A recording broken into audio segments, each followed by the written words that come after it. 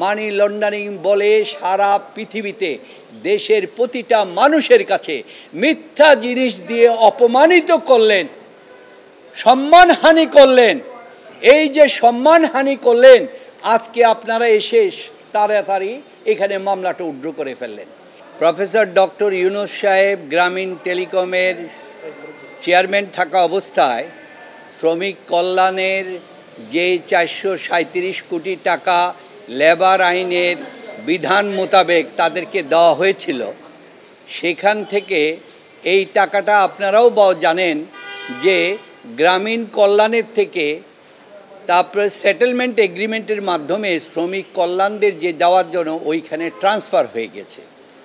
ওইখানে টাকাটা ট্রান্সফার হয়ে যাওয়ার ওইটার সিগনেটরি হচ্ছে আলাদা, শ্রমিক নেতৃবৃন্দ এবং গ্রামীণ টেলিকমের পক্ষ থেকে আইন মোতাবেক ম্যানেজিং ডাইরেক্টর, তাদের সিগনেচারেই ওই যে লয়ারের টাকা, মামলার খরচের টাকা তারা বিয়ে করেছে।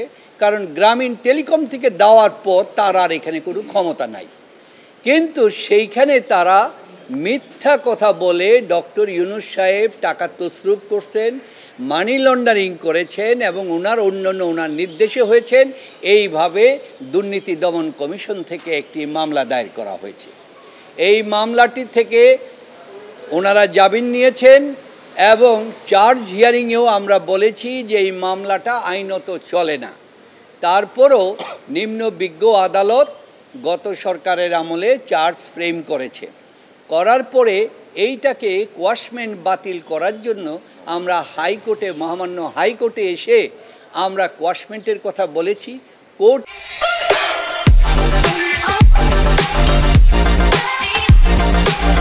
আমাদের বক্তব্যে সন্তুষ্ট হয়েছিলেন, কিন্তু তৎকালীন অ্যাটর্নি জেনারেল এবং অন্যান্য সরকারি কর্মকর্তাদের চাপের মুখে তিনি সেটা রায় ঘোষণা, মৌখিক ঘোষণা করলেন যে রুল পর্যন্ত দিলেন না।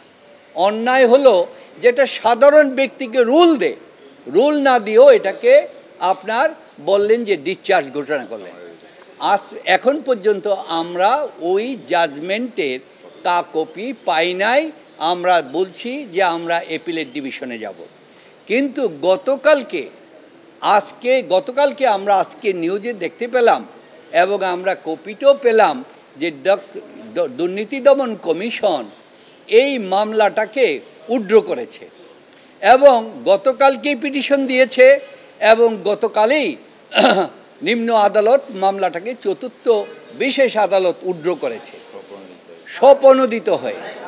হ্যাঁ, এই বিষয়ে আমি সমস্ত আমাদের যারা আছে ওনাদের সাথে যোগাযোগ করেছি। এই জন্যই আপনাদের কাছে আসতে একটু দেরি হলো যে এই ব্যাপারে আপনারা কিছু জানেন কি না। তারা বললেন যে আমরা এই ব্যাপারে কিছু জানি না। গ্রামীণ টেলিকমের পক্ষ থেকে এই যে মামলাটা উইথড্রয়ের ব্যাপারে কোনো কিছু জানানো হয় নাই। এখন গ্রামীণ টেলিকমের পক্ষ থেকে সবার বক্তব্য হলো, আপনারা যে রাতারাতি মামলাটা উইথড্র করে ফেললেন, আমাদের এই যে ব্যক্তিদের বিরুদ্ধে মিথ্যা অভিযোগ দিয়ে জাতীয়ভাবে তাদেরকে চোর বলে, তাদেরকে আত্মসাদী বলেন, মানি লন্ডারিং বলে সারা পৃথিবীতে দেশের প্রতিটা মানুষের কাছে মিথ্যা জিনিস দিয়ে অপমানিত করলেন, সম্মানহানি করলেন। এই যে সম্মানহানি করলেন, আজকে আপনারা এসে তাড়াতাড়ি এখানে মামলাটা উইথড্র করে ফেললেন। এই বিষয়টা ডক্টর মোহাম্মদ ইউনূস সাহেব, আমি আপনারা প্রথম থেকে দেখেছেন উনি আইনের প্রতি শ্রদ্ধাশীল। তিনি বলেছেন, এখনও বলছেন, আমার প্রতিটি মামলা আইনগত পদ্ধতির মাধ্যমে চলবে, আইনের মোকাবেলা করেই তিনি করবেন। তাই কালকের এই যে জিনিসটা হয়েছে এটাতে অবগত না এবং এই বিষয়টি সম্পর্কে আমরা জানি না। কারণ আমরা সেটা পেলে আমরা মহামান্য সুপ্রিম কোর্টে আমরা লিভ টু আপিলে যাব, সেটা আমাদের প্রশ্ন।